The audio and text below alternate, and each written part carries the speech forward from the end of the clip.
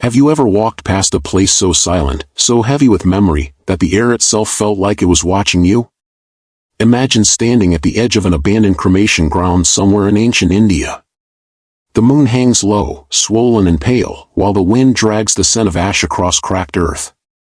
In the distance, a dog howls, then abruptly stops. No footsteps. No voices. Yet something is there. Watching. Waiting. Tonight, we journey into one of the most terrifying figures of Indian mythology, the Pishacha, the flesh-eating demon said to haunt cremation grounds and linger just beyond the firelight. It is also said to stalk desolate crossroads, lurking where paths divide and shadows stretch long into the night, feeding on fear and confusion. Before we begin, tell me in the comments where you're watching from, which country, which city, and whether you've ever heard whispers of spirits tied to burial grounds in your own culture. Because what you're about to hear is not just a story. It's an ancient fear, older than empires, older than written language, a fear that refuses to die. In the vast spiritual landscape of ancient India, where gods walked among men, sages summoned cosmic forces, and demons battled for dominion over both heaven and earth, the Pishacha occupied a uniquely disturbing place. Unlike towering warriors like Ravana or shape-shifting tricksters, the Pishacha did not seek kingdoms. It did not demand worship. It lurked in silence, hidden at the edges of firelight and shadow. Described in Sanskrit texts as grotesque beings with twisted limbs, bulging red eyes, and skin the color of smoke-stained ash, Pishachas were said to feed on human flesh and psychic energy. They thrived in places most feared, cremation grounds, battlefields strewn with corpses, and abandoned ruins swallowed slowly by creeping vines and darkness. They were not merely monsters, they were embodiments of decay, madness, and spiritual corruption. To encounter one was not just to risk death, but to risk possession. Ancient scriptures like the Mahabharata and various Puranic texts speak of the Pishachas as malevolent spirits born from darkness itself, their presence recorded in fading Sanskrit verses illuminated by trembling lamplight. Some legends claim they emerged from the wrath of Brahma when creation slipped into chaos, shadows tearing free from divine radiance as the cosmos trembled between order and destruction. Others say they are the spirits of those who died violent, unjust deaths, restless souls too corrupted to move on, rising like mist from blood-soaked battlefields at dusk. In certain traditions, Pishachas were ranked among the lower classes of supernatural beings, yet paradoxically feared more than many powerful demons, because they were unpredictable and answered to no cosmic law. They whispered into sleeping minds. They crept into villages unseen beneath moonlight and fog. And sometimes, they did not attack the body first, they attacked the mind. Stories from rural India told of travelers who lost their way near cremation grounds after sunset, wandering beneath darkening skies as smoke drifted across the path and the last light of day disappeared behind silent trees. A soft voice would call their name. From the shadows, a familiar face would emerge, a lost friend, a deceased relative, yet the eyes would be wrong. Too still. Too hungry. Those who followed never returned. Survivors, rare and shaken, spoke of a presence that crawled along their spine, paralyzing them with dread, whispering close to their ears with laughter that sounded like dry leaves scraping against stone. In some accounts, the Pishacha could shrink to the size of a child or stretch unnaturally tall, bending at impossible angles in the moonlight, thriving not on dramatic confrontation but on slow, psychological torment. Cremation grounds, known as shmashanas, held deep spiritual significance in ancient India, sacred spaces along quiet riverbanks where funeral pyres burned and banyan trees stood watch beneath fading twilight. They were places of transformation, where the body returned to ash and the soul moved onward, yet in that fragile, liminal state, it was believed malevolent entities could feed on the residual life force lingering in the remains. Tantric practitioners sometimes meditated in these grounds to confront fear and transcend it, sitting motionless beside dying embers as oil lamps flickered and shadows shifted unnaturally against the wind. Even they spoke of disturbances, whispers in forgotten dialects, sudden coldness pressing against the skin, and it was said that the Pishacha claimed these haunted spaces as its dominion. One chilling legend tells of a scholar who sought forbidden knowledge, venturing alone into a deserted cremation ground at midnight, drawing sacred diagrams in the ash and chanting mantras beneath a cold, watchful moon. At first, nothing happened. Then the air thickened, and the flame of his oil lamp turned an unnatural blue as a heavy silence pressed in from all sides. From behind him came a wet, dragging sound. He turned slowly, and saw a hunched silhouette gnawing on something that glistened faintly in the moonlight, its elongated form barely visible through the mist. By dawn, the scholar was found wandering near the outskirts of the village, eyes vacant and hollow, muttering in a language no one recognized, his sanity forever lost after the creature lifted its ash-smeared face and revealed a grin stretched far too wide.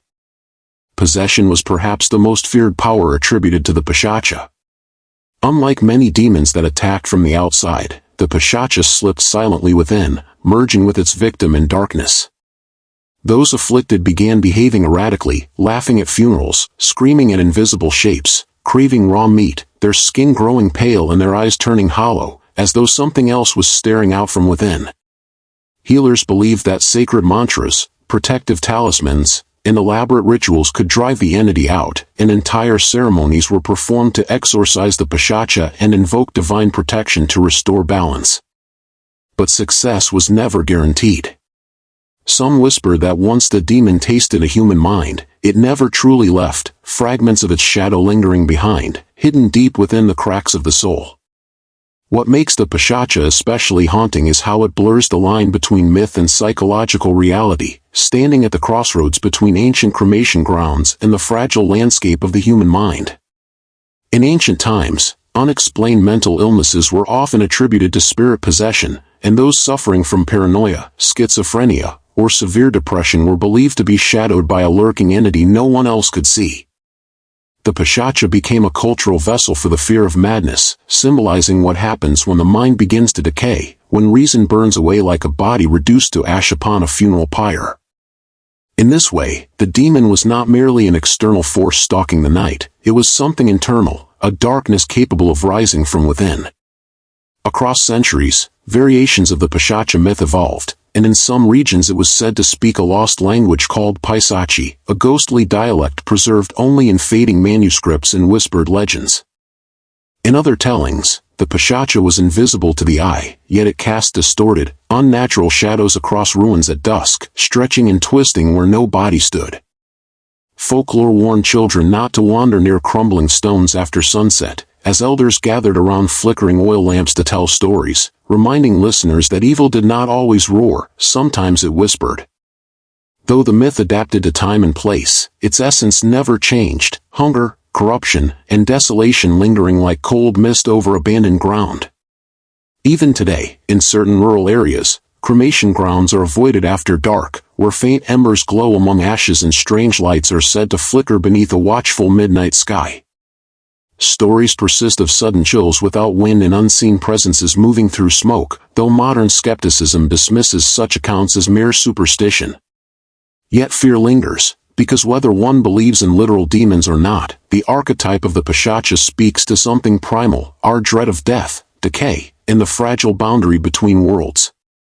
Every culture has its flesh-eating spirit, its graveyard ghoul, but India's Pishacha remains among the most ancient, a shadow that has endured across centuries of belief and doubt. Consider the symbolic power of the cremation ground itself, a place where identity dissolves, where names, titles, and ambitions are reduced to drifting ash beneath a silent twilight sky. The Pishacha, haunting such a place, represents attachment to what should be released, lingering over embers and feeding on what refuses to fade. It thrives where transition is resisted, where souls and desires hover uneasily between worlds, unable or unwilling to move on. In philosophical interpretations, the demon is not merely a monster but a warning: cling too tightly to the material world, and you risk becoming trapped between states, suspended in shadow. In tantric lore, advanced practitioners were said to confront Pishachas deliberately, not to destroy them, but to transcend fear, sitting in meditation among skulls and ashes beneath the cold glow of moonlight. By meditating in the cremation ground, surrounded by sacred symbols and the remnants of mortality, they sought mastery over death itself and the courage to face what others fled from. Facing the embodiment of decay, they aimed to dissolve the ego, to let the illusion of self fall away like ash scattered into the night air. yet such practices were never undertaken lightly. They demanded immense discipline and spiritual grounding, for to the unprepared, the cremation ground was not a place of enlightenment but a gateway to terror. The enduring image of the Pishacha, hunched, ravenous, lurking in smoke, continues to inspire modern horror stories, films, and literature, its shadowed silhouette etched into imagination across generations. It surfaces in nightmares, in whispered warnings, and in cultural memory, blending ancient cremation grounds with the uneasy spaces of the modern world. But perhaps its greatest power lies in ambiguity. Is it a literal being stalking abandoned grounds, or a metaphor born from humanity's oldest fears? It is this uncertainty that keeps the legend alive. When we strip away the supernatural elements, what remains is a profound reflection of human anxiety, fear of death, fear of losing sanity, fear of isolation lingering in a vast and silent landscape. The Pishacha embodies the shadow side of existence, the part we bury, the part we burn, yet can never fully erase, standing just beyond the edge of light. It reminds us that darkness is not always external. Sometimes it grows quietly within, feeding in silence on neglect until the shadow becomes part of us. So the next time you see a deserted place at night, an empty field, an abandoned ruin, a stretch of earth marked by memory beneath a pale moon, remember the legend of the Pishacha lingering in silence.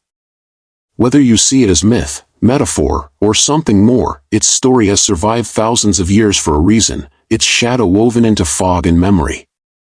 If this tale sent chills down your spine, share your thoughts in the comments and tell us if your culture holds similar legends, because darkness may fade with daylight, but stories like this never truly die.